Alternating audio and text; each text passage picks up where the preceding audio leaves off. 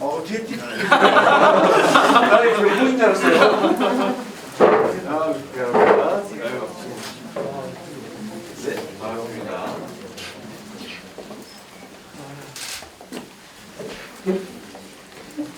이게 시간이 늦는다는 것은 다른 사람의 인생과 삶을 뺏는다는 거죠. 자, 시간 늦는 사람 엄청 싫어하거든요.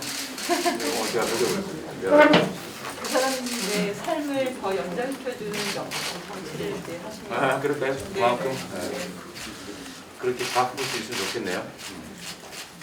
진행하시죠. 네네. 이재명 후보님도 스케치북. 그래요? 네네. 이거 똑같은 거 쓰셔도 예. 컨닝해도 됩니까? 네, 제가 다른 거 드렸네요. 아니 이걸 왜?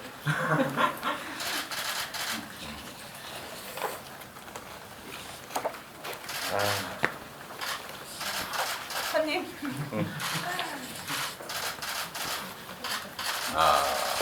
이게 일종의 이제 구호 비슷한 걸로 하는 거예요. 네네 그렇죠. 네.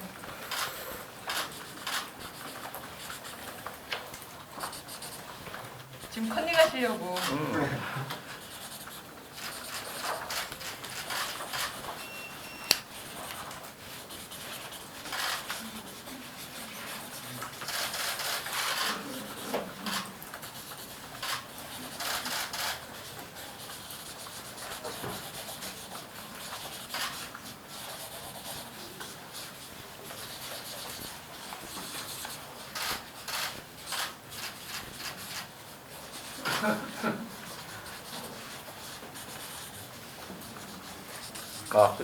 요거는 구호로만.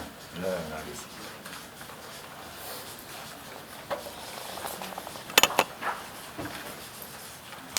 네, 그러면 먼저 각자 쓴 스케치북의 내용을 앞에 들고 촬영을 먼저 하는 걸로 하겠습니다. 아직 다 안 쓰셨네. 네네. 청소년 청년과 기후정책 함께 수립하자. 서울에 SMR 할 거면 할 거 아니면 하지 마세요. 저기 마지막 아래 부분 말이 조금 이해가 안 되는데. SMR 할 거 아니면 하지 마세요. 서울에 SMR을 지을 거 아니면은 다른 데로 지을 데가 없다. 다른 데다가 피해를 전가하냐. 똑같이 위험하다. 나는 그렇죠. 기후 불평등 시대의 성장 말고 공존. 여기도 SMR로 했네요. SMR 반대, 재생에너지 100%. 저는 기후위기 극복, 피해자 보호, 책임 있는 정치로 하겠다 말씀을 드렸고요. 기후 지키기, 지구 지키기, 대한민국 지키기. 청년이 함께합니다. 네, 후보님 기후위기 현장에 함께 가시죠. 어디로 갈까요? 후보자가 얘기 좀 들어보고요. 우리는 기후 정치 요구합니다. 탈석탄, 재생에너지 확대, 그다음에 기후위기 대응. 이재명은 안 합니다. 뭐는 합니다. 뭐는 안 합니다. 네. 직접 체크해 지켜보고 있겠다. 이게 아주 충격적입니다. 기후위기 다음은 없습니다. 다음 세대도 지구의 아름다움을 느낄 수 있는 그런 세상 만들어가요. 탄소 중립 가자. 우리의 산, 우리의 강을 지켜주세요. 그리고 환경교육이 중요하다. 네. 기후위기의 피해 이미 진행 중. 동물권과 인권은 공유하다. 네네. 이렇게 다들 썼거든요. 도전한 생각입니다. 네. 그럼 분이 먼저. 그럴까요? 네네. 제가 이제 이따가 여러분들 말씀도 좀 듣고 또 제 의견도 말씀을 드리겠습니다. 이게 써진 내용도 있는데 제가 기후를 포함한 환경 문제에 대해서 제가 언제나 이게 미래 세대에 빚을 지는 것이다. 지구란 전 세계 우리의 것만이 아니고 모든 후세 인류뿐만이 아니라 모든 생명체의 생존의 장인데 우리가 지나치게 우리 것으로 생각하고 낭비하는 것 아니냐는 생각을 참 많이 합니다. 그게 결국은 최근에 기후위기라는 이름으로 인류의 재앙이 되어가고 있는 상태가 됐습니다. 지금 현재에도 이미 기후위기에 따른 피해는 발생하고 있어요. 대체적으로는 농작물 피해라든지 아니면 뭐 홍수 피해, 뭐 폭탄 피해 뭐 여러 가지 형태들이 아주 예측 불능으로 발생하고 있는데 그런 문제를 넘어서서 결국은 이게 인류의 생존 자체를 위협하지 않겠냐는 그런 문제 의식까지 대두된 것 같습니다. 과거에는 이제 이 환경 문제라고 하는 것이 이제 양심의 문제 또는 뭐 잘하면 좋은 선의의 문제였다면 이제는 이제 인류의 생존의 문제, 의무의 문제, 책임의 문제가 된 것 같습니다. 다만 이제 환경 문제와 관련해서 기후 위기 관련해서 대응 양식과 약간의 차이도 있는 것 같아요. 그러니까 저는 이 중에도 아까 보면 이제 성장보다 뭐 이렇게 써놨는데 있군요. 성장보다 공존을 써놨는데 저는 이 성장과 공존이 이제 그야말로 공존 불가능한 개념이라고 생각하지 않거든요. 그리고 최근에 우리 사회에 전 세계 자본주의가 이제 저성장 침체를 겪으면서 기회부족 문제에 봉착했고 그게 청년 세대들 간의 경쟁적 서로 청년들 사이의 갈등과 분열이 심화되는 그런 사회적 병리 현상도 생기고 있습니다. 아마 저출생 문제도 그런 결과의 한 부분일 가능성이 있습니다. 그래서 우리가 이 기후 위기를 어쨌든 우리는 극복해야 될 뿐만 아니라 이거를 새로운 사회의 한 바람직한 모형으로 바꿔내야 된다고 생각합니다. 그러니까 이걸 단순히 이겨내고 과거로 돌아가자고 하는 것이 아니라 그걸 넘어서서 새로운 기회를 충분히 만들 수 있겠다라는 생각이죠. 그래서 지금은 우리가 이제 탄소 배출을 줄이고 또 환경 파괴를 최소화하고 지속 가능한 사회 또 지속 가능한 성장을 이뤄내야 된다라고 우리가 말은 하는데 저는 그 중심에 결국 에너지에 에너지 방식으로 바꿔야 된다. 땅을 파서 과거에 이제 이 지구가 축적해놓은 화석연료에 의존해서 지금까지는 지구로 훼손해가면서 우리가 살아왔다면 앞으로는 그거 말고 공존이 가능한 방식으로 그러니까 이제 에너지를 자연 상태에서 우리가 환경 훼손 없이 지구에 대한 기후위기 처리 없이 해결할 길이 이미 열려 있는 거죠. 그 말고도 사실은 앞으로 기술 발전에 따라 충분히 그런 가능성이 생겨나기 때문에 저는 이걸 우리가 다시 성장하고 또 공정하고 공평하게 함께 살아가는 더 나은 세상을 만드는 새로운 기회로 만들 수 있겠다는 생각이 듭니다. 그 중에 하나가 제가 에너지 고속도로를 통해서 신재생 에너지에 기반한 산업 재편도 신속하게 만들어내고 또 거기에 대해서 신산업들도 좀 창출하고 과학기술의 기술과 더 좋은 일자리를 대량으로 만들어내는 그런 사회로 갈 수 있다고 저는 믿습니다. 지금까지는 여러분들 많이 관심 갖는 뭐 석탄 발전소나 또 원자력 발전소 같은 주황 집중식 발전을 통해서 전국에 전기를 분산 공급했다면 이제 앞으로 반대 방향으로 각 지역에서 분권적 방식으로 소량의 에너지들을 여러 곳에서 대량 생산하고 그것들을 전체적으로 우리 국민들이 사용하면 이제 화석연료 사용도 줄이고 또 탄소 발생도 줄이고 수익 대체 효과도 있고 또 새로운 일자리도 만들고 특히 이제 지역 균형 발전이라는 측면에서 지방 경제 활성화에 도움이 될 것 같습니다. 그래서 중요한 과제 중에 하나인데요. 그런 방식으로 우리가 기후 위기도 극복하고 또 넘어서서 이 현재 세계적 현상을 피할 수는 없기 때문에 피할 수 없으면 즐겨라라는 얘기도 있지만 닥쳐온 이 위기를 기회로 만들어서 우리가 세계적으로 선도하고 또 거기서 많은 가능성을 만들어낼 수 있겠다는 생각이 듭니다. 결국은 이제 이게 소수의 정치만으로는 할 수 없는 일이죠. 왜냐하면 기존의 경제 체제에 따라서 엄청난 이해관계들이 얽혀 있고 또 아까 SMR 얘기도 사실 그 비슷한 얘기인데 저는 이게 기존의 현재 이해관계에서 이해관계를 조정하는 것에 따른 저항과 반발들을 어느 정도는 또 이겨내야 되는 과제가 있습니다. 쉽지는 않죠. 좋은 계획을 했다고 다 실천되면 천국이 되는데 사람과 세상은 꼭 그렇지는 않더라. 그것도 입장이 다를 때 서로 설득하고 또 일부 수용하고 또 실험해 가면서 가능한 기후 위기가 아닌 결국 정말 기후 은혜 속에서 우리가 행복한 삶을 같이 살아가면 좋겠다는 생각이 듭니다. 네. 여러분들 고맙습니다. 청소년들 중에 한 4분 정도 발언을 먼저 네. 청해 드리려고 합니다. 그리고 나서 또 질문을 하고 싶은 네. 추가 친구들도 있을 거예요. 그래서 먼저 얘기하고 네, 윤현정? 네네, 윤현정님. 본인 소개도 하시고 그리고 얘기도 좀 해주세요. 네. 네, 안녕하세요. 전 청소년 기후운동이라는 단체에서 활동하고 있는 활동가 윤현정이라고 합니다. 저는 이 자리에서 이재명 대선 후보님에게 이제 기후위기에 맞서는 정치 비전이 필요하다는 이야기를 전달하고 이걸 요구하기 위해서 이 자리에 나왔는데요. 일단 기후정치의 역할에 대해서 먼저 말씀드리고 싶어요. 지금까지 정치를 보았을 때 정치는 약간 취약하고 삶의 기반이 기후위기로 흔들리고 있는 이들의 삶을 전혀 대변하고 있지 않았어요. 오히려 이들을 배제하고 배려 대상이나 혹은 피해자로만 여기고 있었는데요. 기후위기같이 원인이 분명한 문제이기에 이에 맞서 해결하기 위한 방향도 이미 제시되어 있는 상황인데요. 하지만 정치가 기후위기를 위기로 여긴다는 것은 지금까지 막대한 온실가스를 배출하며 성장형 시스템을 완전히 전환하고 그 전환의 과정에서 누구도 배제되지 않도록 제대로 된 전환 대책을 제시하는 것이어야 합니다.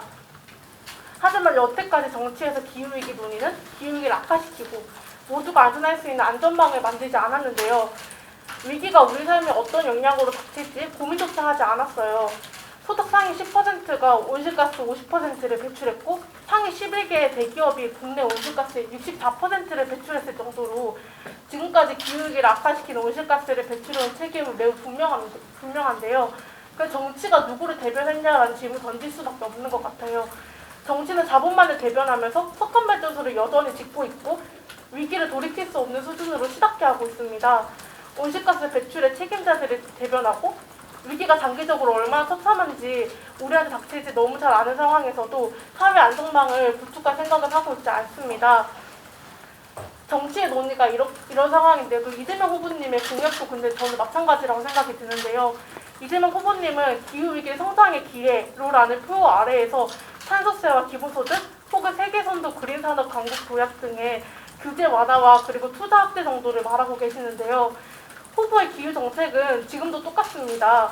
과학자들이 요구하고 있는 기후 파국을 막을 수 있는 1.5도 수준은커녕 온실가스를 줄이려는 내용조차 포함되어 있지 않은데요.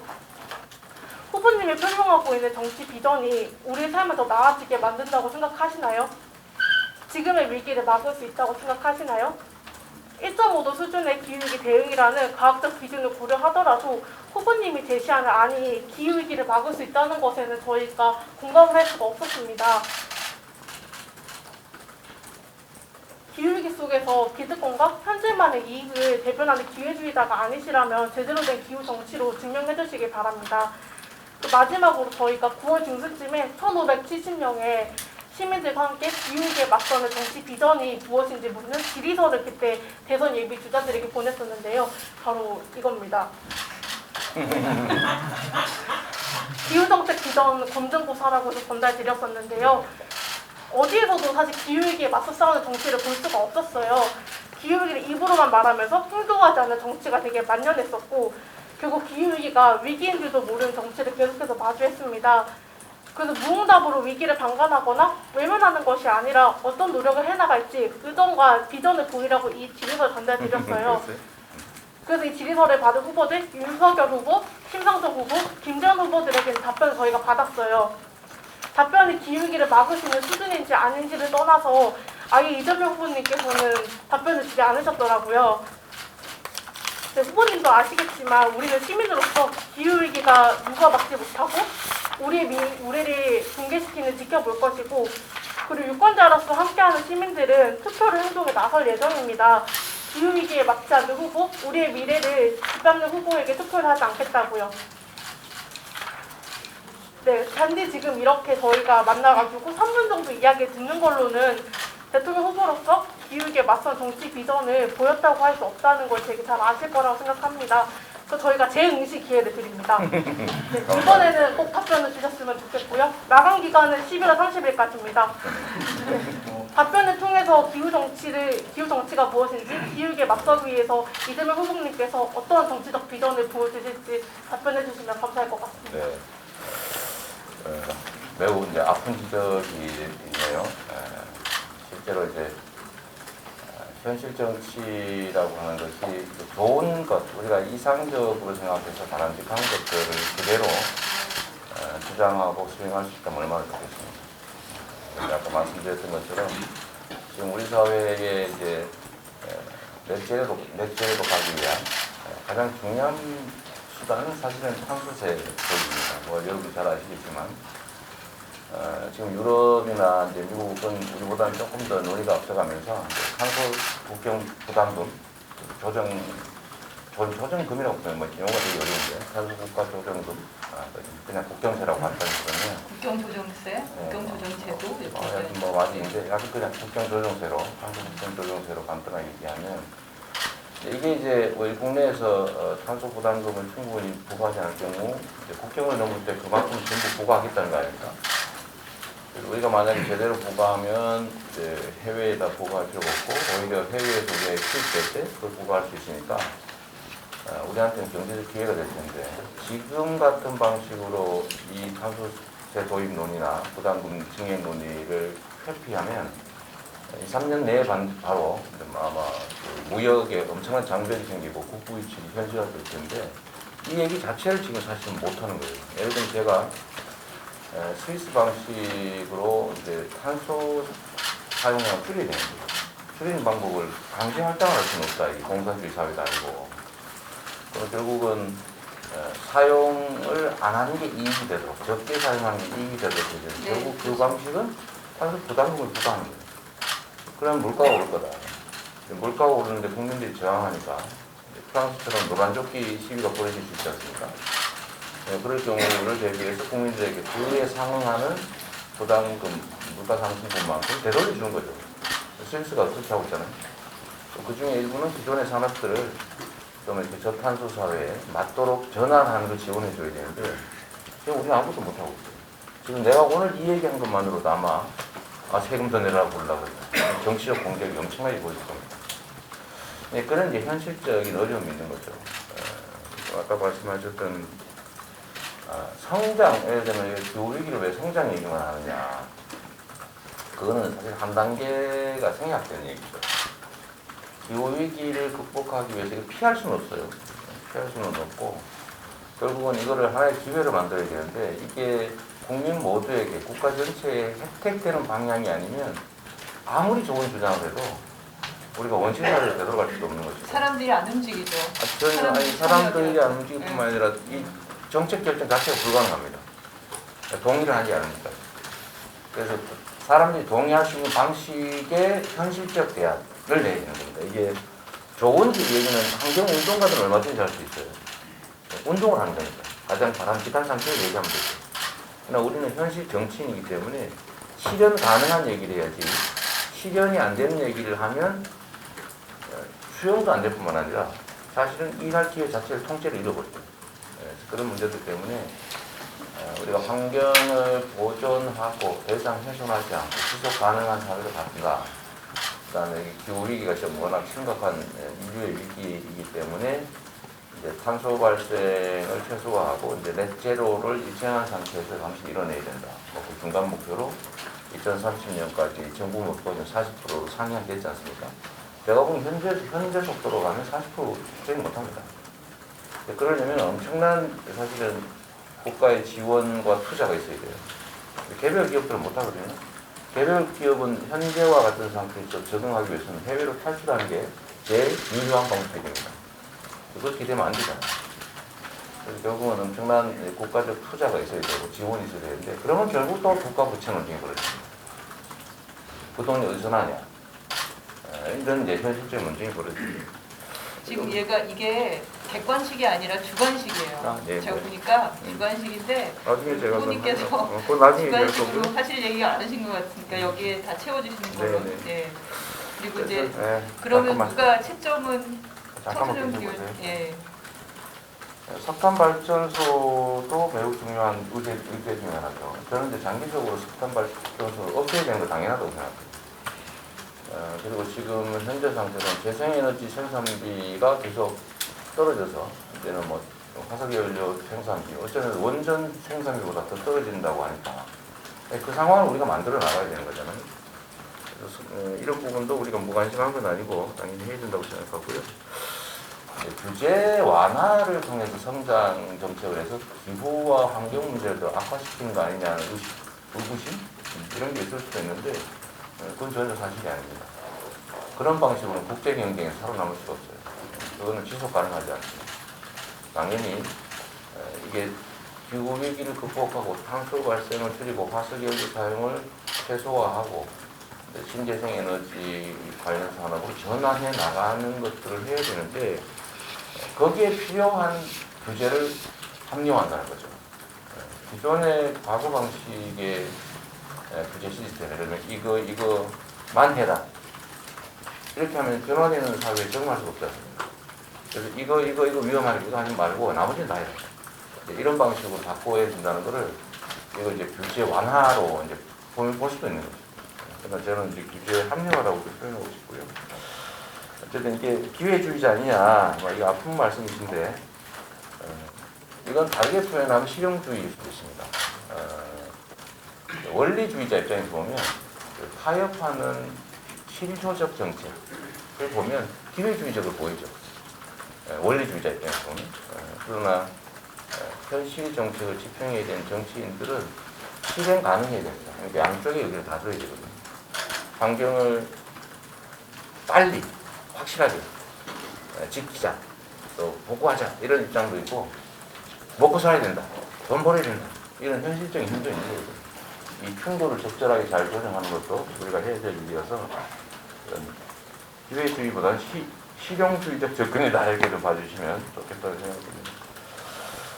이 지리서를 보니까 제가 아직 보고도 못 받았고 아무리 캠프가 실수한 것 같은데 저거는 제 시험 기회를 준다니까 응시 기간 내에 제가 써서 내도록 하겠습니다.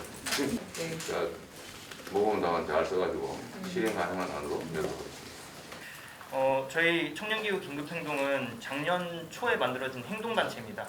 밖에 나가서 거리에서 이제 행동도 하고 시위도 하고 그런 단체인데요. 사실 저희는 이제 평범한 20대, 30대들이 모여서 기후위기 시대에 우리가 공부만 하고 말만 할 게 아니라 직접 행동에 나서야 된다. 사람들을 바꿔야 된다라는 문제의식에서 시작을 했고요. 사실 사회운동을 해본 경험이 저희는 전무했습니다. 매 순간 좀 큰 각오를 하면서 용기를 내서 앞서 나가야 했고 저희 중에는 그냥 평범한 직장인, 대학생, 프리랜서 이런 사람들이 많습니다. 이 자리에 모인 청년들이 사실 굉장히 많은 걸 걸고 싸우고 있다라는 건 후보님께서 오늘 꼭 알고 가셨으면 좋을 것 같습니다. 밤낮 없이 모여서 저희는 정말 이 진심 하나로 이 절박함을 가지고 활동을 하고 있고요. 이 문제를 해결해야 된다. 우리가 아니면 안 된다. 우리의 권리를 책임져줄 사람이 없다. 정부도 아니고 기업도 아니고 그리고 관료들도 아니다. 그런 생각으로 저희는 활동을 하고 있습니다. 기후운동을 하는 저희 단체는 석탄발전소를 짓고 있는 두산중공업에 가서 로고에다가 최근에 이제 녹색 스프레이로 칠한 그런 행동을 한 적이 있습니다. 그 이후에 저희는 이제 민형사 소송을 당해서 지금 2,300만 원 어치의 이제 벌금형이 이제 처해진 상황이고요. 또 다른 누군가는 국회 정문에다가 목을 걸고 끌려나가기도 하고 누군가는 20일간 석탄발전소를 닫아라 라고 얘기하면서 단식을 하기도 하고 누군가는 대통령 차량이 지나갈 때 그 도로에 뛰어들기도 했습니다. 사실 마지막에 말씀드린 거는 이제 제가 한 행동이었는데요. 누군가는 과격하고 급진적이다 아니면 무모하겠다 그렇게 보일 수도 있을 거라고 생각을 합니다. 하지만 그 어떤 사람도 우리의 삶을 또 미래를 대신 이렇게 책임져 주지 않고 기성 정치인들이 침묵하고 거짓말로 일관하고 또 기후위기 대응을 미뤄가는 상황에서 우리의 권리를 지키고자 할 수 있는 유일한 그런 선택 그리고 저항 방식 그런 것들을 했다고 생각을 합니다. 하지만 또 드리고 싶은 말씀이 우리는 지금 이런 행동을 하고 있음에도 불구하고 기후위기에 대해서 침묵하고 있는 대선 판도를 보고 있습니다. 이재명 후보께서도 사실상 지금은 기후위기 대응을 핵심 의제로 삼고 있다기보다는 한 발치 떨어져서 사실상 회피 전략을 사용하고 있다는 생각이 듭니다. 기후 의제가 우선순위가 아니라서 애초에 말을 꺼내지 않는 상황이라고 생각을 하는데요. 이 상태로는 사실 선거 기간에 에너지 관련된 정책의 쟁점이 떠올랐을 때 갈팡질팡하는 모습을 보일 수 있다고 생각합니다. 또 당선이 된다면 오히려 더 문제가 될 수 있는데요. 준비가 되지 않은 채로 잘못된 결정들을 내릴 수 있다고 생각합니다. 끝까지 추진하지 않고 정권 초기에 정말 강력한 드라이브를 걸어서 이 문제만큼 내가 국정 우선과제로 삼아서 제대로 해결을 하겠다, 끝까지 해결을 하겠다라는 얘기를 하지 못할 것이라고 보고, 오히려 기후 문제는 시대적 과제이고 또 국제적인 흐름이기 때문에 정면으로 부딪혀서 승부를 봐야 되는 문제라고 생각을 합니다. 또 좀 언급하고 싶은 게 있는데, 노무현 대통령의 연설 중에 이제 후보 출마 선언을 하셨을 때 대한민국의 600년의 역사를 말하시면서 했던 얘기가 있습니다. 그게 뭐냐면 제가 후보 출마 선언을 하는데 사람들은 제게 무엇을 했느냐라고 묻지 않고 무엇을 하겠느냐라고 묻는다. 그래서 비전이 뭐냐? 비전을 생각해 봤다. 전두환 대통령의 정의로운 사회였고 노태우 대통령의 보통 사람들의 시대였고, 이런 말들 누가 못하냐. 김대중 대통령의 그런 비전은 난 달다 외고 있다. 근데 중요한 건 이걸 실제로 해내는 거다. 비전을 말하는 게 아니라, 말로만 하는 게 아니라 실제로 이 문제를 끝까지 해결할 의지를 가지고, 진정성을 가지고, 그리고 그 추진력을 가지고 해내는 것이다 라는 말씀을 하신 적이 있습니다.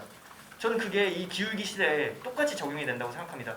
넷제로 하겠다, 탄소 중립 하겠다, 그린 뉴딜 하겠다, 혹은 녹색 성장을 하겠다, 그런 얘기들 모두 다 공허하다고 생각을 합니다. 지금 이 시대에 우리가 다시 기술 발전을 해법으로 삼고 SMR, 핵발전, 그런 것들을 지금 실제로 상용할 수 없고 실제로 이룰 수 없는 그런 기술들을 얘기하면서 지금 당장 우리에게 직면한 그 과제, 삼척에 지어지고 있는 석탄화력발전소를 폐쇄하는 것, 그리고 장기적으로 본다면 한국의 에너지 의존율이 약 90%가 됐는데, 그렇다면 그 모든 화석연료를 끊어내려면 석탄, 석유, 천연가스를 한 20년 안에는 전부 수입을 금지하는 것, 중단하는 것, 그런 대규모 전환이 필요하다고 생각합니다. 그런 전제 조건 하에서만 실제로 탄소 중립이라는 게 말이 되고 그린 뉴딜이라는 게 실제로 일자리를 창출할 수 있을 것입니다. 그래서 이 자리에서 후보님께 제안드리고 싶은 게 하나가 있는데요. 꼭 당부드리고 싶은 말씀이 있는데, 기후대선 원포인트 토론회를 제안하거나 아니면 그 제안이 있다면 받아들이시길 바랍니다. 왜냐하면 기후위기 관련된 의제는 해외에서도 그렇게 이미 다뤄지고 있고, 공영방송에서 그만큼 중요하고도 시급한 문제이기 때문에 이 토론장에서 실력 행사를 충분히 하실 수 있어야 된다고 생각을 하고요. 사실 지금 상대 후보는 마치 뭐 핵발전 아니면 SMR 이런 얘기만 던지면 그거 50% 하면 탄소 중심으로 뭐 아니면 탄소 중립을 할 수 있겠다 그런 얘기를 이제 마구마구 던지고 있는데 아무런 전문성도 없고 그런 상황 아닙니까? 이런 상황에서 완전히 대비되는 모습을 보여줘야 된다고 생각합니다. 전환의 상을 그리면서 이건 단지 그냥 에너지만의 문제도 아니다. 사회 전반이 아예 모든 면에서 곳곳에서 대전환을 이뤄야 되는 문제고, 시민들의 삶이 바뀌어야 되는 문제고, 우리가 기후위기 대응만 하는 게 아니라 실제로 우리가 더 좋은 삶을 영위하기 위해서 필요한 전환이다 라는 얘기를 해주셨으면 좋겠습니다. 그래서 기후위기 대응이 곧 경쟁력이고, 일자리를 만들자, 불평등을 해소하자, 산업혁신을 이뤄내자, 이 모든 것과 다 연결되어 있는 것이고 그것들이 함께 가야만 한다 라는 말씀을 해주셨으면 좋겠습니다. 마지막으로 어쨌든 이 자리에 굉장히 많은 언론들이 와 있습니다. 저희가 원래는 이제 보도자를 뿌리면서 언론사들이 이제 오기를 바랐는데, 저희가 온 자리에 이제 언론사들이 온 거는 좀 드문 경우인데요. 이 말씀은 꼭 드리고 싶습니다. 지금 이 기후위기 시대에 언론의 책임을 진실을 보도하는 언론의 책임을 깊이 고민해야 됩니다. 그나마 언론사 안에서 몇몇 기자들은 환경을 생각한다, 기후를 생각한다 하면서 더 좋은 기사를 쓰려고 하고, 더 이 문제에 관심을 가지려고 하고, 더 많은 사람들에게 알리려 하는 그런 책임을 생각을 하고 있겠지만, 언론사 전체적으로 본다면 한국 언론은 침묵하고 있습니다. 제대로 보도하지 않고 있고, 정치인들에게도 제대로 요구하지 않고 있습니다.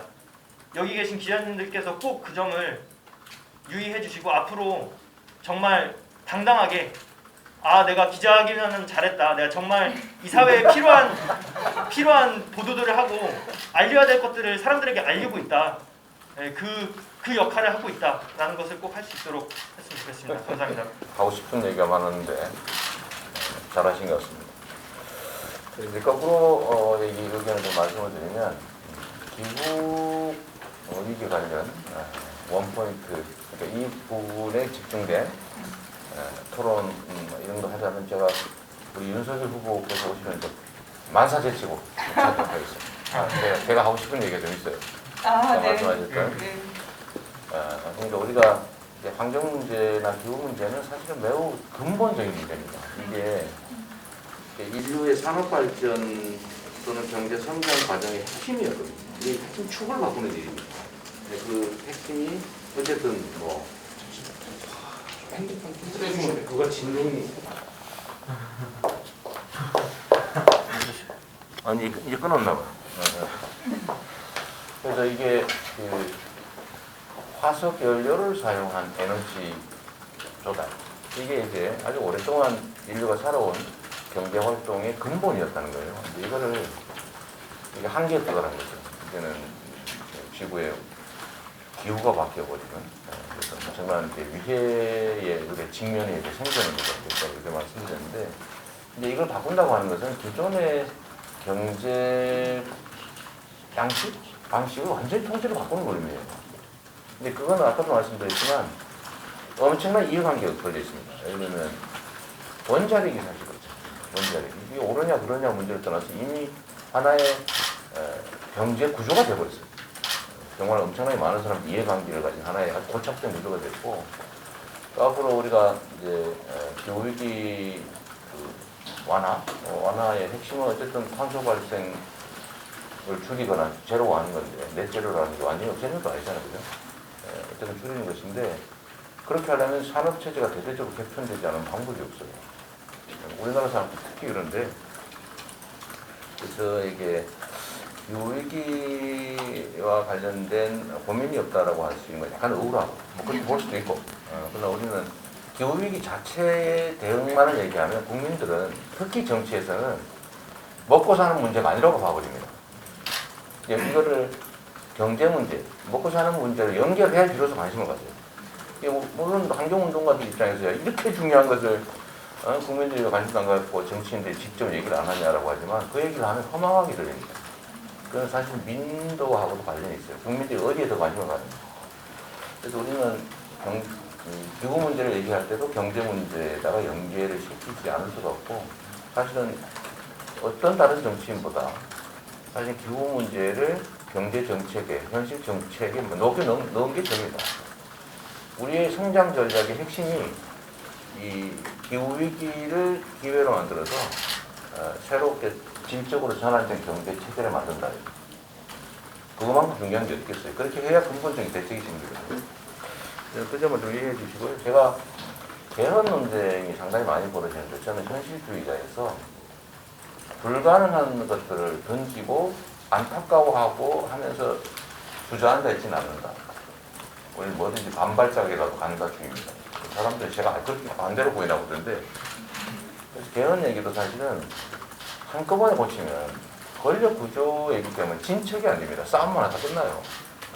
그래서 방법은 부분적 개헌을 해나가야 돼요. 그러니까 합의되는 것부터 하자. 조금씩. 그 중에 제가 첫 번째로 하고 싶은 게 지금 프랑스에서 시도했다가 지금 중간에서 무너지고 있는 것 같은데 저는 이 기후 문제를 헌법에다 넣는 거예요. 국민들의 인식이 완전히 바뀌어야 됩니다. 이게 얼마나 심각한 우리의 바로 눈앞에 닥친 현실적인 문제인지를 인식을 못하고 있어요. 정치에서는 현실적 이해관계 때문에 입을 틀어막는 경향이 있단 말이에요. 그러니까 탄소세 얘기했다가 정세하자는 그냥 바로 이렇게 나오는 거예요. 탄소 부담금을 부과 안 하고 방법이 뭐가 있습니까? 어떻게 줄여요, 사용을? 그리고 막상 3, 4년 후에 유럽이 탄소 부담금을 혼당 예를 들면 $10로 올렸다. 자, 100불로 올렸다. 그거 어떻게 감당할 겁니까? 철강 1톤 생산에 탄소 1.5톤 발생한다거든요. 철강 1톤당 최소 10만 원씩 부담을 지어야 수출할 수 있어요. 그 나라에 가서 또 세금 내야 돼요. 그날 세금 20만 원 내야 그날 수출이 가능하지. 그럼 어떻게 되겠습니까? 근데 이게 현실인데도 이런 얘기를 하는 것 자체를 가지고 공격을 하니까. 그래서 사실 저는 여러분들하고 같이 손을 잡고 싶은 면이 있습니다. 다른 사람이라고 생각하지 마시고 진정으로 말하는 거다. 그 말씀드리고 싶고, 투쟁의 양식에서 본인이 고통을 많이 겪고 답답하신 것 같은데, 우리도 한때는 우리 사회의 중요한 과제들에 대해서 범법자, 그 전과자입니다. 범법을 하는 때도 있죠. 범법자는 몰릴 때도 있죠. 투쟁의 양식이 선을 넘을 때. 아마 본인도 그런 걸 한 거죠. 도로교통법에만 걸렸겠죠. 그게 이제 옳은지 그런지는 사실은 각자가 판단하는 겁니다. 그 희생이나 우리 공동체에 합의된 룰을 일부 어겨가면서 이 주장을 세상에 알리는 것조차도 더 큰 효율성이 있을 수 있죠. 응원합니다. 저는 그런 식의 삶을 응원합니다. 저도 그랬으니까요. 그래 조심하라 그러셔야죠 그래도. 조심 잘하고 있어요, 내가 보기에는. 적정한 선을 잘하는 것 같습니다. 그리고 많은 걸 걸고 싸운다는 점 저희도 인정하고요. 그리고 본인들이 당사자다 이 말씀은 좀 정확한 지적입니다. 우리는 사실 선배 세대 입장에서 다 이제 지구상에 존재하는 좋은 건 다 긁어쓰고 쓰레기만 남겼잖아요. 다음 세대는 그 선배 세대들이 남긴 쓰레기 속에서 또는 정말 이 험악한 환경 속에서 미래를 설계해 나가는 게 얼마나 답답하겠어요. 근데 여기 10대들이 나이 50도 되기 전에 세상에 대한 걱정을 그렇죠. 내가 50이 되기 전에 이 지구가 어떻게 될까 그 걱정을 지금부터 한다는 게 너무 미안하고. 제가 포천 도지사라면서 포천에 갔더니 그 석탄 발전소 반대 운동 하고 있는 거 아시죠?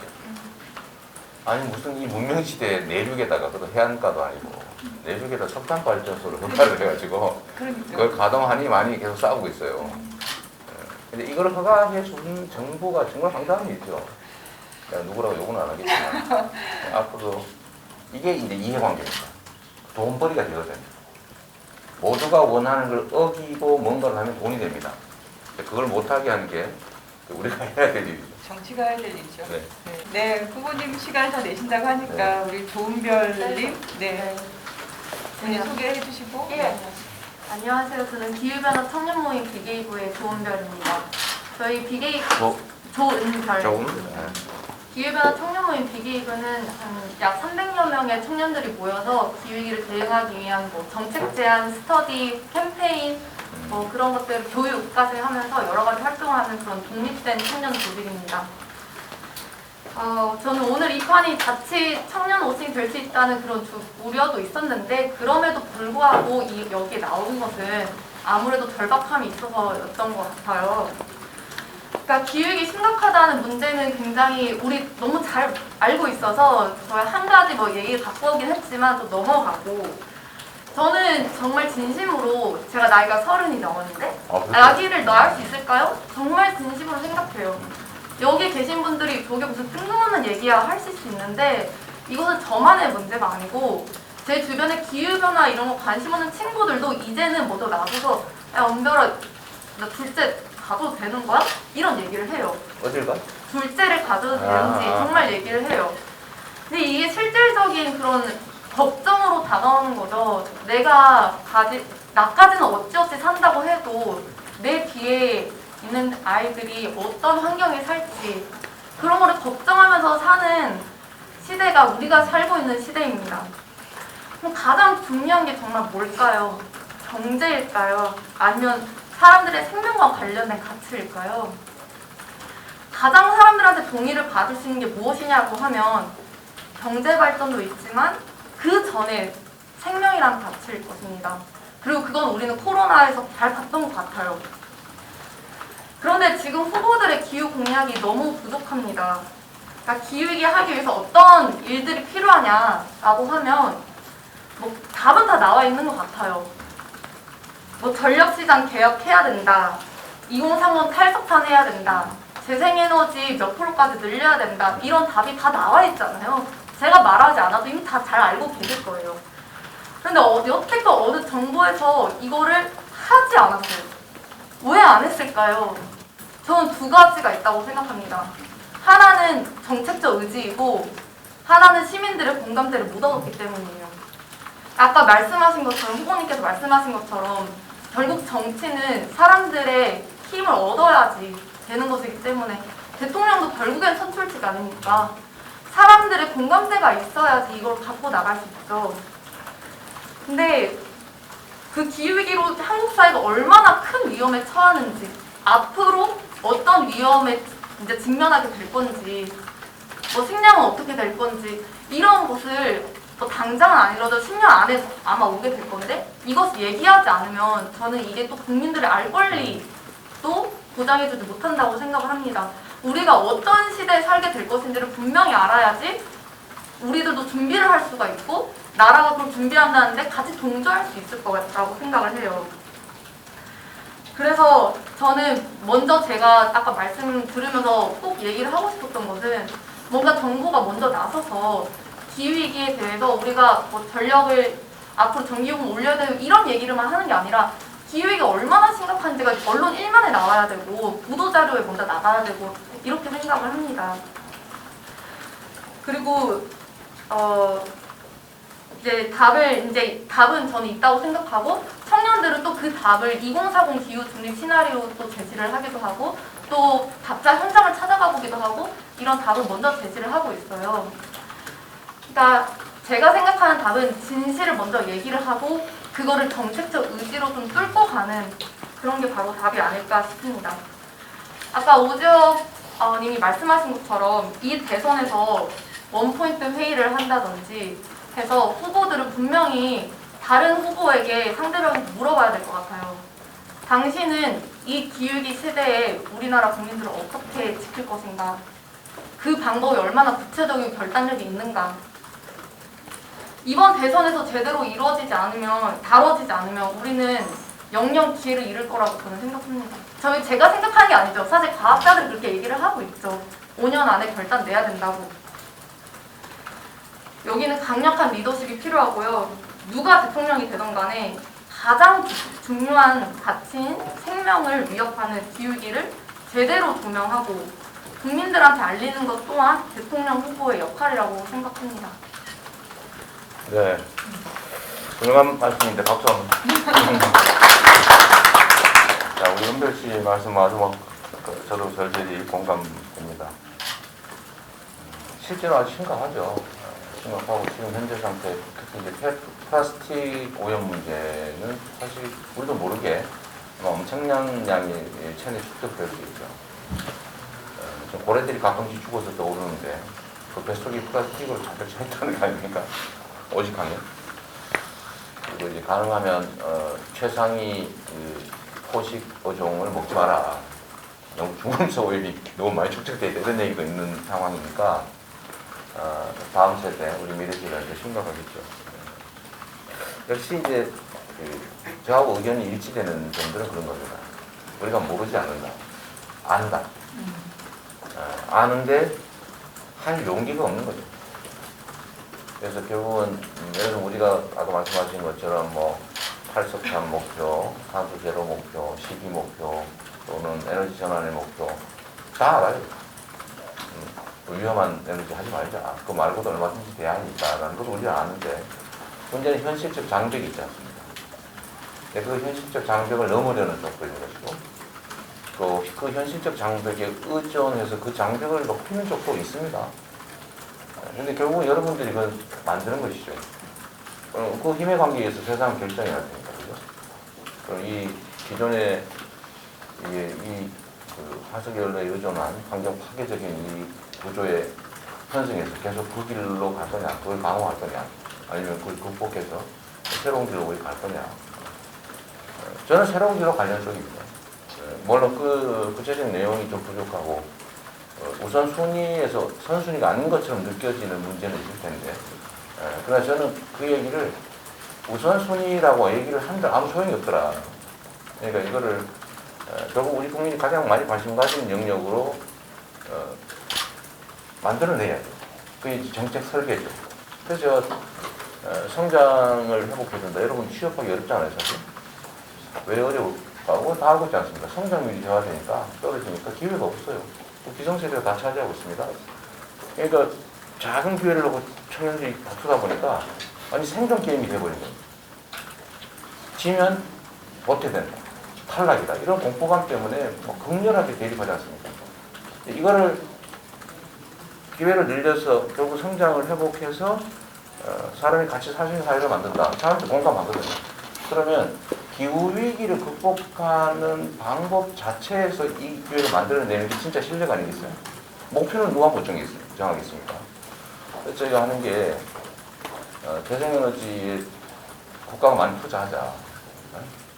그리고 그 속에서 산업 재편도 만들어내고 일자리도 만들고 성장의 기회도 만들어내자. 가능하거든요.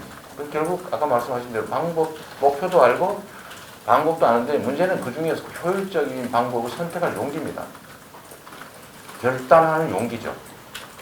좀 불편하고 좀 시끄럽고 갈등이 생기더라도 우리 가야 될 길을 한번 가고, 문제는 그렇게 했을 때 국민들의 다수의 동의를 받을 수 있느냐가 제일 현실적인 문제입니다. 그래서 거부 포퓰리즘도 결국 거기서 생겨나죠. 화나는데 확 어떻게 해볼까? 이런 게 가끔씩 생겨나잖아요. 어려운 사회에서. 말도 안 되는 포퓰리즘적 주장에 편승한 정치 세력이 그 사회 권력을 장악하기도 해요. 그러다가 이제 나중에 이건 아니네. 나중에 알게 돼서 한참 망가진 날은 되돌아오긴 하지만 시간이 걸리긴 하지만요. 그래서 우리 은별 씨가 말씀하신 중에 정말 공감 가는 것은 이건 용기의 문제다. 맞는 말씀입니다. 그래서 공감하고요. 국민들에게 알려야 되는 거, 진실을 알려야 되는 거 맞는데 알려도 잘 안 들어요. 여러분도 해봤잖아요. 아까 말씀하신 대로 정말 일면에 메인 탑 뉴스로 이렇게 막 조금만 해주면 확 사회가 바뀔 텐데, 이게 우리가 은폐되어 있는 진실이 다 알려지고 사람들이 여러분이 하는 주장에 공감해서 우리가 미래 세대가 걱정하지 않는 그런 사회로 막 갈 수 있을 것 같은데 안 되잖아요. 왜냐하면 누군가 그걸 막거든요. 왜냐하면 여러분들의 미래보다 자신들의 현실적 이익이 더 큰 집단이 있습니다. 그게 현실적인 힘이에요. 여러분 미래의 희망입니다. 이게 충돌할 때 결국은 어느 길로 가느냐는 여러분에게 동조하는 사람이 얼마나 많으냐로 결판나겠죠. 어쨌든 응원합니다. 그래야 좀 더 세상이 나아지지 않겠어요. 포기할 수 없는 것이고 조금 노력하지, 한 발짝씩 한 발짝씩 가다 보면 언젠가는 그래 우리 헌법 전문에다 넣자. 기후위기를 극복하고 친환경적인 지속 발전이 가능한 사회로 우리가 국가가 노력해야 된다. 이런 걸 다 넣어놓으면 헌법에 있는 거니 얼마나 중요하게 얘기했어요. 그것도 만드는 것도 우리 가지죠. 같이 노력하시고, 중요한 것은 사실 사회적인 의사결정권이 많은 사람들이 가지는 이 철학과 가치가 중요하죠. 이걸 진짜 중요하게 생각해야 되거든요. 다음은 아까 말씀하신 용기와 결단, 그리고 흔들리지 않는 집행력, 추진력, 이런 것들이 새로운 사회를 만들 겁니다. 어쨌든 여러분들 만나서 제가 좀 많이 아프긴 한데 희망도 생깁니다. 지금 앞에서도 많은 말씀, 좋은 말씀들 많이 해주셔서 저는 간략하게만 말씀을 드리고 싶은데요. 사실 기후 위기라는 것은 전 세계적인 문제가 되었고 우리 정부에서도 또 후보님께서도 의지를 가지고 관심을 가져주시고 있다고 생각을 합니다. 근데 말씀하신 것처럼 사실 청년들한테도 먹고 사는 문제를 비롯해서 일자리 문제, 주거 문제 이런 것들이 다 앞서서 눈앞에 놓여 있다 보니 기후 환경에 대해서 모든 청년들이 공감을 하고 대응하기가 어려운 상황이라고 생각을 합니다. 네, 그럼에도 불구하고 이런 전 세계적인 위협을 좀 기회를 삼아서 좀 대응하고 이런 것들은 우리 젊은 청년 세대들의 의지라고 저는 생각을 하는데요. 그래서 우선은 이렇게 기후 위기에 관심이 있는 청년들이 조금 더 보다 시민들에게 알리고 좀 공감대를 형성할 수 있도록 이렇게 오늘 같은 자리들이 많이 마련됐으면 좋겠다고 생각을 합니다. 오늘 이렇게 영광스럽게도 또 후보님을 뵙고 이렇게 이야기할 수 있지만 사실상 후보님을 비롯해서 우리가 더 많은 국민들의 공감을 얻어야 되는 상황이기 때문에 지금 청년 단체에서도 많이 현장에 나가서 피켓 시위도 하고 홍보도 하고 하지만 이게 실질적으로 잘 알려지고 하려면 정부 차원에서 또 국회 차원에서 이러한 공론화할 수 있는 장을 많이 마련을 해주셨으면 좋겠다라는 생각이 들고 있고요. 그리고 실질적으로 실현 가능성에 대해서도 많이 말씀을 해주셨고 저도 그 부분에 청년 중 한 사람으로서 공감을 합니다.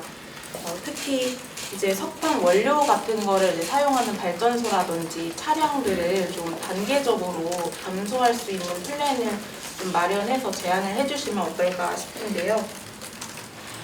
지금 친환경 자동차를 대부분 많이 도입을 하고 있고 사용을 하고 있지만 아직까지는 현실적으로 디젤이라든지 가스나 이런 거를 사용하는 차량이 많이 있습니다. 점진적으로 친환경 자동차의 사용에 좋은 점이라든지 왜 해야 되는지 이런 것들을 시민들한테 많이 이야기를 하고 그거에 따른 혜택 같은 것도 홍보를 하면 어떨까라는 생각을 가지고 있고요.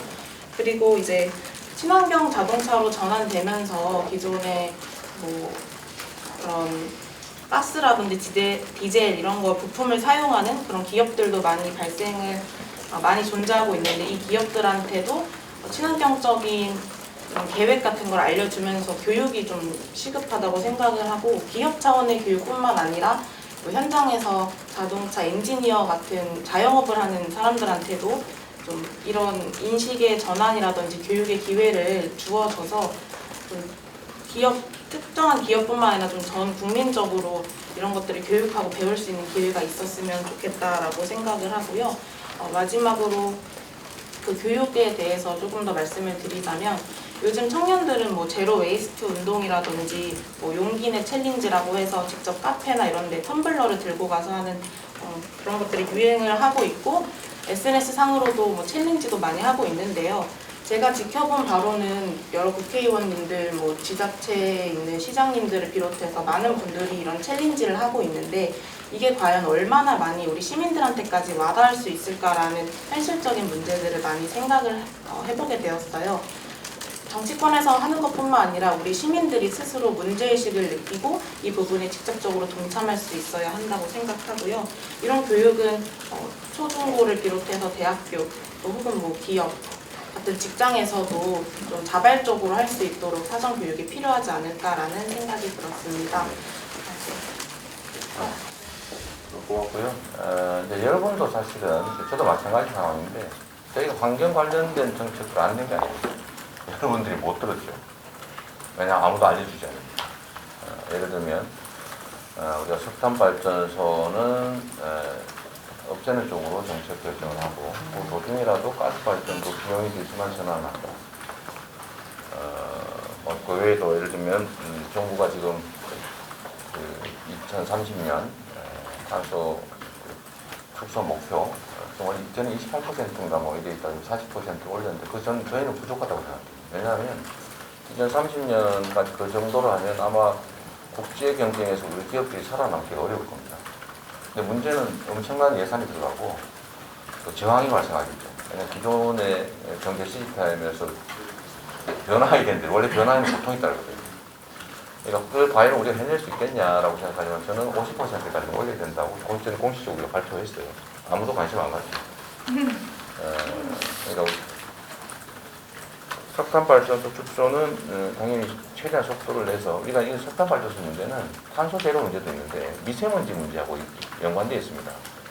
그러니까 다른 정책 과제보다는 사실은 이 두 가지 효과가 동시에 발생되는 거예요. 탄소를 줄이는 거, 더하기 미세먼지 줄이고 두 가지 효과가 동시에 있기 때문에 사실은 속도를 좀 내야 되는 부분이고 어쨌든 거기는 많은 저항과 비용이 다르겠지만 해야 된다고 생각합니다. 그 다음에 이게 이제 환경조형 말씀하셨는데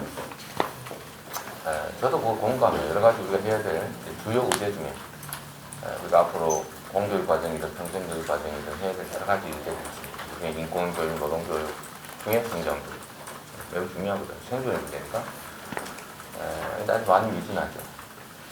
그리고 한편으로 생각하면 우리가 당연하다고 생각되는 또 실제로 당연한 것들을 이루는데도 엄청난 많은 시간과 노력이 필요합니다. 예를 들면 여러분들은 잘 인식이 안 될 거예요. 너무 당연한 겁니다. 1인 1표의 민주주의라고 하는 걸 확보하는데도 수십 년의 세월이 필요했죠. 그리고 엄청난 많은 사람들이 희생이 따랐습니다. 많이 죽었죠. 감옥도 엄청나게 많이 받고. 너무 당연한 것인데 그 당연한 걸 만드는데도 이렇게 오래 걸립니다. 여성 특조권 그건 뭐 말할 것도 없고, 뭐 노동 조건 개선 이런 것도 마찬가지인데, 쉽게 얘기하면 어쨌든 민주주의라고 하는 게 너무 당연한 헌법에 써져 있는 거를 현실로 만드는데도 어쨌든 그 어려움이 있었는데, 이 환경 문제도 또 사실 마찬가지입니다. 이미 저 같은 경우는 그 생존의 문제다. 이거는 선의의 문제가 아니라 의무와 책임의 영역이다 저는 생각하지만, 그 인식조차도 같이 공유하기가 어려운 게 현실이어서요. 어쨌든 끊임없는 노력들이 필요하고, 저는 뭐 정치인도 노력해야 되겠고, 또 행정가들도 노력해야 되겠고, 또 약간 남들보다 한 발짝 앞서서 생각하고 행동한 여러분들 같은 사람들도 더 많이 노력해야 되겠죠. 환경교육이 진짜 필요한 사람들이 누구냐면요, 학생들이 아닙니다. 정치인과 관료들입니다. 아, 네. 정치인과 관료들. 왜냐하면 우리 사회에 정책을 결정하고 방향을 정하는 사람들인데, 인식이 너무 과거에 마구 써도 아무 지장이 없던, 마구 훼손해도 아무 지장 없이 무한대로 자연은 우리한테 혜택을 제공할 거라고 믿어지던 사회에 살았기 때문에 이걸 인정이 안 됩니다. 그래서 그런 교육기회를 많이 가지도록 하시죠. 네. 자, 오늘 준비된 이제 얘기는 여기까지 들었는데, 아까 뭐 그 현장 가는 거 그 제안도 하시는 분도 계시고, 혹시 한 두 분 정도, 두세 분 정도 간단하게 하면 네, 간단하게만 지금 제안할 거, 아까 원포인트 그 기후위기를 중심으로 한 토론회를 좀 제안을 해보자 그 얘기도 있었고요. 네. 저는 지난해 유난히 더웠던 여름 기후변화 청년단체 동료들과 함께 에너지 전환 갈등 현장을 방문했거든요. 현장을 방문해보니 어디 갔어요? 저희가 그 전남 영광이랑 진도 쪽 그래서 발전소 있죠? 네네, 잘 발전소 근처에 갔습니다. 그래서 현장을 가보니 에너지 전환 문제는 사실 저희 삶 되게 가까이 근접해 있는 문제라고 느껴졌거든요.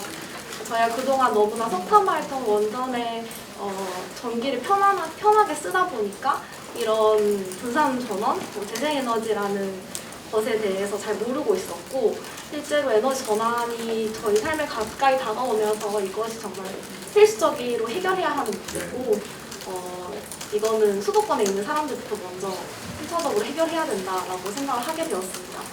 그래서 이 중요한 문제를 실제로 그 지역에 내려가서 현장에서 같이 보고 듣고 느끼면서 그들과 소통을 하면서 공감을 얻으면은 훨씬 더 창의적이고 또 혁신적인 정책을 내세울 수 있으시지 않을까 싶어서 제안을 드렸습니다. 제가 지금 말씀하신 데 다 가봤어요. 물론 이제 시야가 다른 분들하고 같이 가면 좋겠지만, 석탄 발전소나 원자력 발전소 또는 태양광 발전 지역 이런 데도 가고, 해상 풍력 발전지에 가서 이제 다 봤는데, 하여튼 뭐 보면 볼수록 건설 중인 가능하다. 그러니까 지금까지는 이게 과연 가능하겠냐 의심들 했지만 충분히 가능하다. 그리고 해야 된다. 강미성과 필요성, 가능성을 동시에 느끼기는 했습니다. 기회를 한번 또 같이 할 수 있겠죠. 여기 청년분들 비율이 굉장히 높으신데, 일단 저희는 청소년으로서 좀 이야기를 많이 들어줘야 되지 않나 라는 생각을 했었거든요. 왜냐하면 청소년 중에는 유권자가 대부분 다 아니긴 한데, 이야기를 당연히 들어야 하는 똑같은 권리인 동등한 주체임이 맞는데도 사실 이런데도 청년들은 부르고 대학생들은 부르는데 청소년을 부르진 않아요. 왜냐하면 도움이 안 되니까. 아까도 자리 보존에 도움이 안 되기 때문에 이건 어쩔 수 없이 뭐 정치적으로 나오는 선택이다라고 하기에는 사실 청소년들은 너무 많이 소외되고 너무 많이 어신당하고 너무 많이 도구로서만 이용이 되거든요. 저희 이 자리에 불려올 때 이런 얘기도 들었었거든요. 청소년 어신당하는 거 아니다. 근데 너네 우리가 아니면 또 누가 불러주겠냐라는 소리까지 들었거든요. 저희가 이 자리에 오면서 이거 반성하셔야 될 거라고 생각을 해요. 물론 후보님께서 개인적으로 생각하는 것과 다르실 수 있겠는데, 근데 그런 면에서 청소년들의 이야기를 좀 더 듣는 그런 청구들이 당연히 마련되어야 하고, 그런 식으로 도구화되지 않는 것도 충분히 필요하다고 생각을 하고요. 그리고 그거랑 별개로 아까 자꾸 뭐 환경과 생존의 문제는 다르다라고 말씀을 하신다거나 하는 식으로 말씀을 하셨는데, 기후위기는 당연히 생존의 문제이고 환경 문제랑은 다른 개념이라고 생각을 해요. 그리고 생존의 문제라고 아까 공감을 하신다고 하면서 말씀이 좀 충돌하시는 부분도 있는 것 같았는데, 아니 타협점을 찾아야 된다고 하는데 사실 생존 앞에서 어떻게 타협점을 찾나요? 그러니까 당위적인 이야기를 하는 게 아니라 사람이 살자고 하는 일들에 어떻게 기업들도 설득을 해야 되니까 조금만 기다려봐, 남들 죽는 거 이런 거 상관없다라고 처럼 들려졌거든요. 근데 그런 말씀이 아니잖아요, 사실은 하시는 말씀이. 그러니까 그게 아니라면 좀 아니 어려운 것도 하고 기업들도 좀 규제도 하고 해야 되는 그게 정치의 역할이 아닌가 하는 생각이 드는데 왜 우리 보고 또 노력하라고 하는지. 저희 활동하면서 활동한 지가 그렇게 오래되진 않았는데 한 3-4년 정도 됐는데 활동하면서 여러 환경부나 다른 정치인들이나 그런 사람들 되게 많이 만나봤는데 똑같이 여러분들이 더 열심히 하시면 우리가 바뀔 수 있습니다라는 말만 해요. 근데 저는 지금 오늘 이 자리에 와서 들은 말이 여러분들 더 열심히 하시면 우리가 바뀔 수 있습니다라는 말과 똑같거든요. 근데 왜 항상 이럴까요? 우리가 더 노력을 안 해서 이런 일이 벌어지는 걸까요? 계속 이런 질문을 던질 수밖에 없거든요. 왜 우리는 항상 노력하라는 말만 듣고 정치인들은 여러분들이 노력하시면 바뀔 수 있습니다 라는 말만 하는지 정말 모르겠는데 이제는 좀 노력을 할 때가 되지 않았나. 그리고 타협 좀 찾는 게 정치의 역할이다라고 하는데 타협 좀 그만하고 이제는 좀 들어줄 때도 되지 않았나 라는 생각이 들거든요. 그러니까 뭔가 계속 다른 걸 하시고 새로운 모습을 보여주시려는 그런 부분이 되게 많이 보이는 만큼 좀 그게 실제로 느껴지도록 해줘야 되는 거 아닌가. 우리한테 노력하라는 말만 하지 말고 그런 생각이 들었습니다. 좋죠. 세상이 그렇게 단일한 색채를 가지고 있으면 얘기를 많이 들어서 원하는 대로 다 하면 좋은데 반대 의견을 가진 사람도 현실적으로 존재한다. 근데 그리고 반대 의견을 운동의 가진다고 의미가 하지만 생명 앞에서 반대 의견을 가진다고 해서 들어줄 수는 없는 거잖아요. 하나의 생명을 구하기보다 두 명의 생명을 구하는 걸 선택해야 될 때도 있습니다. 네. 청소년교육 활동가분이 이렇게 말씀을 드려서 좀 활동하고 좀 죄송한 마음이긴 한데요. 저도 휴가를 쓰고 와가지고 말씀을 드리고 싶어요. 하나 빼라고 했는데 제가 지금 일하는 회사는 석탄이랑 석유, 천연가스 이런 화석연료 산업들이 계속 진행됐을 때 어떻게 경제적인 많은 문제들을 일으킬지, 그 다음에 기후위기 어떻게 악화시킬지를 좀 연구하고 분석하는 일들을 하고 있습니다. 저는 제 스스로는 되게 열심히 살아왔다고 자부를 하고 있는데요. 근데 얼마 전에 제 후배를 만났는데 제가 요즘 문제제기를 하려고 하는 가스전 사업을 추진을 하고 있는 대기업에서 일을 하기 시작했더라고요. 그리고 또 얼마 전에 제 학교 동기를 만났는데 그 동기는 이제 그 사업의 지원을 어떻게 해야 할지를 심사하는 국제금융기관에서 그 사업팀에서 일을 하고 있었습니다. 그래서 저희가 학교를 다닐 때는 같이 좀 걸으면서 같은 곳을 바라보면서 취업이라는 문턱을 넘었는데 이제 취업을 하고 나니까 서로 다른 입장에서 서서 각자의 회사가 원하는 방향에서 얘기를 하고 서로 다른 입장에서 좀 얘기를 하고 있는 거예요. 그래서 저는 그 친구들에게 미안함을 가지고 있고 그 친구들은 또 나름대로 죄책감을 가지고 있을 거라고 생각을 합니다. 근데 이제 제가 살면서 이런 겪었던 갈등은 이제 시작이라고 생각을 합니다. 석탄은 이제 끝이 나고 있는 중이지만은 석유가스 산업은 석탄의 13배 규모고 한국의 산업은 여기에 아주 복잡화되어 있죠. 건설사뿐만 아니라 에너지사, 그 다음에 지금 LNG 선박을 굉장히 많이 수주를 하고 있는 조선사들도 마찬가지고요. 그래서 이대로 저희가 간다면은 앞으로 우리가 마주할 엄청나게 많은 위기와 갈등들을 피해 나가지 못할 거라고 생각을 합니다. 그래서 우리는 더 늦기 전에 재생에너지로 산업 전환이 필요한 것이고 그 신산업으로 나아가야 된다고 얘기를 말씀을 드리는 것이고, 사실 제가 바라는 거는 많지 않습니다. 우리 청년들이 각자의 자리에서 열심히 공부를 하고 열심히 일을 해서 일자리를 가졌을 때 이렇게 해서 일을 했을 때 기후위기가 해결될 수 있는 사회를 원합니다. 더 이상 답이 없는 화석연료 산업에서 나오고 청년들이 새롭게 만들어지는 산업에서 일을 할 수 있도록, 그 다음에 그래서 여기에서 일하는 청년들이 일을 했을 때 기후위기가 저절로 해결될 수 있는 사회, 그런 사회를 전 대통령 후보들이 만들어줄 수 있는 청사진을 그려야 된다고 생각을 하고, 후보님께서도 대통령이 되기를 원하신다면 그렇게 제안과 그런 설계들을 해주셨으면 하는 바람입니다. 하여튼 이제 우리 서정 씨가 가지고 있는 그 기성세대에 대한 불신, 불만, 저는 충분히 이해합니다. 실제로 이렇게 나쁜 환경을 만든 건 기성세대들이 맞거든요. 그 다음에 우리가 당연히 이루어야 될 것들을 버리고 현실적 욕망을 따라왔던 것도 많죠. 그 피해를 이제 여러분들이 있고 아마 다음 세대는 더 큰 피해를 입겠죠. 그거 이제 바꿔보자는 것이죠. 바꿔보자는 것인데 아마 우리 서정 씨 입장에서는 정말 아까 말씀하신 것처럼 사람의 생명을 놓고 어떻게 타협이 있을 수 있냐라고 얘기하는 맞는 말이에요. 맞는데 현실적인 꼭 맞는 대로 되지 않습니다. 아까 얘기한 대로. 안타깝죠. 당연히 정말 생명을 존중하고 누구도 피해받지 않는 그런 세상을 만들고 싶죠. 그러나 그것이 그냥 현실적인 목표를 우리가 만든다고 해서 그대로 되느냐, 그건 또 다른 문제입니다. 제가 드린 말씀 그런 얘기였고요. 생명을 경시한다 이렇게 생각하지 않으셨으면 좋겠어요. 정말 생명이 존중되는 안전하고 그다음에 친환경적인 사회를 만들려고 우리는 노력하죠. 최소한 저는 그렇습니다. 그래서 좀 이해해 주시고요. 아까 말씀이 너무 빨라서 되게 미안했습니다. 시간은 주어진 시간은 없는 것 같아요. 할 말은 많고 해서 막 빨리 하신 것 같은데 그럼 제가 사과드리고요. 근데 우리가 이 모임은 누가 조직했는지 모르겠는데 들러리를 세우는 느낌은 안 좋으면 진짜 좋겠어요. 제가 그래서 가능하면 우리 이런 대화 자리에서 제 예외 없이 모든 사람들이 발언할 기회를 갖지 않고 하는 것인데 또 그런 거 좀 신경 써서 내가 동원됐다 이런 느낌 들지 않고 우리가 그것도 하나의 좋은 중 알겠습니다. 미안합니다. 진심으로. 다른 분들도 얘기 다 주면 좋겠는데 쉽지 않을 것 같아서 현실적으로 이게 사실 할 말이 서로 많은 사람이에요. 네. 좀 그런 면이 있죠. 그래서 제가 오늘 또 얘기 좀 많이 하는 바람에 여러분들 얘기 못했는데 전지민입니다. 동물권과 기후활동을 하고 있습니다. 네, 저는 인간의 다른 기후위기 당사자의 이야기를 하고 싶습니다. 우리가 지금 마스크를 왜 쓰고 있을까요? 코로나 때문입니다. 코로나가 왜 발생했을까요? 박쥐, 천상갑, 아니면 이에 야생동물들? 아닙니다. 원인부터 말하자면 인간입니다.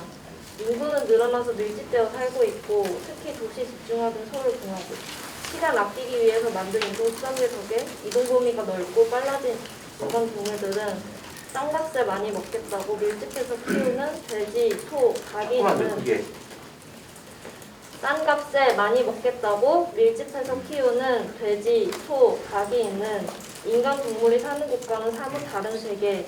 동물 사체 소비자는 감이 들어가서 이게 어떻게 생산되는지 살고 있는지 볼 수 없는 공장식 축산의 현장이 있습니다.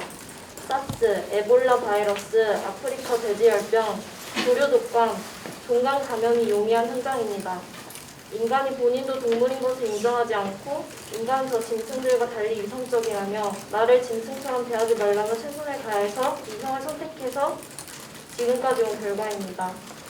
도시밖 지방에서는 쓰레기 문제와 농민들이 석탄화력 발전소 노동자들이 원전 근교 생활권 피해자들이 갑상선암에 걸려서 곡소리 내는 거를 공장식 축산에 소비되고 착취되고 있는 동물들이 소리 내고 있는 것들을 아니면 죽어서 더 이상 소리들을 못 내게 하고서는 무시하고 내 생계 마치고 오늘도 열심히 살았다 걷고 외면하게 되면 이게 과연 안정된 사회인지 저는 의문이 생깁니다. 그래서 이것은 모두 저희가 비인간 동물의 자리를 보장하지 않았기 때문에 기후위기라는 문제도 생겼다고 드러나고 있습니다. 그래서 비인간 동물만이 멸종되는 것이 아니라 그들의 멸종은 인간 동물의 멸종도 의미합니다. 지금 바다라는 집을 갖고는 물살이가 없으면 산호가 없고 산호가 없으면 저희가 마실 산소도 없습니다. 지금의 산소는 산림이 아니라 70% 이상이 산호에서 나오니까요. 그래서 에너지 전환에서 필요한 기술 개발 필요하겠지만 이 포화 상태의 생산과 소비와 대량 폐기의 고리가 끊기기 위해서는 생산량을 대폭 줄여서 폐기물이 생기지 않게 하는 것이 먼저입니다. 그래서 지금 인간 동물은 수도꼭지는 잠그지 않고 배수구들을 도구만 개발하고 있는 상황이라고 여겨집니다. 그래서 저는 인권과 동물권이 다른 단어라고 생각하지 않습니다. 비인간 동물도 청소년도 정치로부터 소외된 존재들이 정체성을 드러낼 수 있는 자리가 있어야 기후위기 대응할 수 있다고 생각합니다. 비인간 동물이라는 단어는 오늘 제가 처음 들어봤는데 아주 훌륭한 개념인 것 같습니다. 우리가 장애인, 비장애인 하듯이 함께 사는 세상이라는 우리도 동물의 세상의 한 부분에 불과하다라는 걸 잘 표현하는 것 같아요. 되게 우리가 최대 생산, 최대 소비를 통해서 이제 경제적 성장을 부과해왔고 그 속에서 경제적 이익도 획득하고 일자리도 만들고 해왔던 이 과소비 또 과생산 이런 삶의 행태가 사실은 오늘의 지구 환경 위기를 만들어낸 거겠죠. 그래서 필요한 최소한으로 생산하고 또 소비도 최소화하고 최대한 재활용하고 그래서 이 환경 침해를 최소화한다. 아주 훌륭한 우리가 지향이 될 목표 맞습니다. 앞으로는 그렇게 전환해 가야 되겠죠. 절대 빈곤을 벗어났으니까 과거에는 절대 빈곤을 생존 자체가 불안한 사회라 그런 방식의 삶도 허용이 됐다면 이제는 사실 최소 생존 조건을 다 확보했고 그런 조건이기 때문에 더 인간에게 더 건강하고 더 친환경적이고 눈앞의 이익 때문에 전체적인 위기를 처리하는 이런 좀 못난 방식의 삶에서 벗어날 때가 됐다는 것이고요. 그 점에 꼭 동의합니다. 여러분들한테만 맡겨놓겠다는 취지는 전혀 아니고요. 우리도 사실은 이 세상에서 가장 자원 배분이나 문제 해결에 가장 큰 영향력, 힘을 가진 것은 정치입니다. 그래서 저도 이제 그 정치에 실제로 현실의 문제를 해결하다 안 돼서 정치의 세계로 일부러 넘어왔고, 그래서 이 자리까지 왔는데 우리 앞에 놓인 과제들은 정말로 많죠. 정말 산처럼 쌓여 있습니다. 쌓여 있는데 그 중에 근본적인 문제이면서도 경제적 이해관계와 충돌하는 문제, 대표적인 게 환경 문제예요. 이런 문제들은 정말로 어려운 주제입니다. 어려운 주제고, 오늘 여러분들과 이렇게 만나서 현장에서 활동하시는 분들의 의견을 듣고자 하는 것도 저희가 잘했다고 선전하자는 것보다는 어쨌든 우리가 부족한 거, 또 해야 되지만 못하고 있는 거, 또 생각하지 못하는 것들을 좀 들어보려고 했는데 좋은 기회였던 것 같습니다. 따끔한 질책도 고마웠고요. 어쨌든 여러분들한테 빼맡긴다는 생각을 하는 건 아니다. 그 점을 섭섭해하지 마시고 저도 노력하겠습니다. 네, 고맙습니다. 감사합니다. 우리 시장심에서 네. 학생들도 많이 와 가끔씩. 네. 이거 같이 하나만 좀 그래? 맞습니다. 저도 기념해서 하나